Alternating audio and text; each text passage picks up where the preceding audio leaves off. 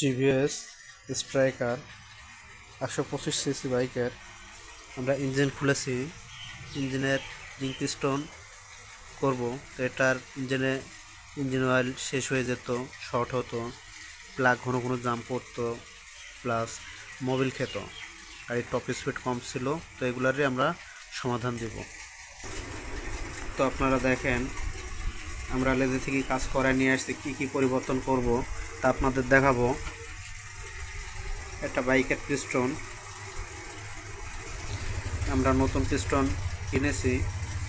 তো সিলিন্ডারটা আমরা লেদ থেকে আমরা কাজ করায় নিয়ে আসছি, পালিশ করে নিয়ে আসছি, বোরিং করে খুব সুন্দরভাবে কাজটা করাই নিয়ে আসছি। তো এবার আমরা হেডের কাজ করাই নিয়ে আসছি। হেডের দুটা গাইড, সিট এগুলো আমরা পরিবর্তন করে দিয়েছি।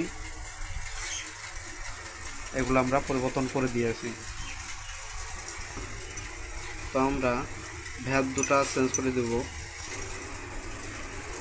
তো বাইকটির হাফ সেন্টারের সমস্যা ছিল, আমরা লেজে থেকে সুন্দরভাবে কাজ করায় নিয়ে আসছি।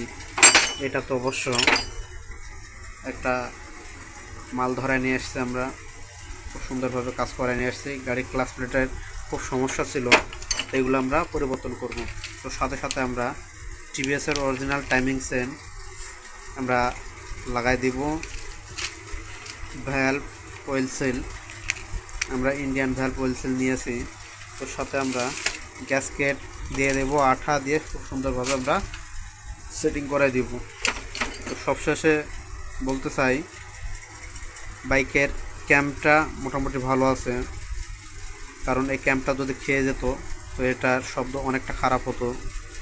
তো এটা ভালো আছে, সেক্ষেত্রে আমরা এটাই রেখে দিব।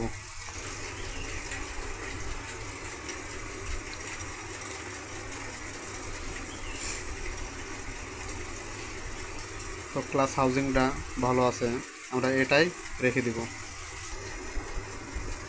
বাইকের রোকার সেটটাও ভালো আছে, তো এটা আমরা সুন্দর করে ইঞ্জিন অয়েল দিয়ে পরিষ্কার করে দিব, ঠিকঠাক করে এটাই লাগাই দেব।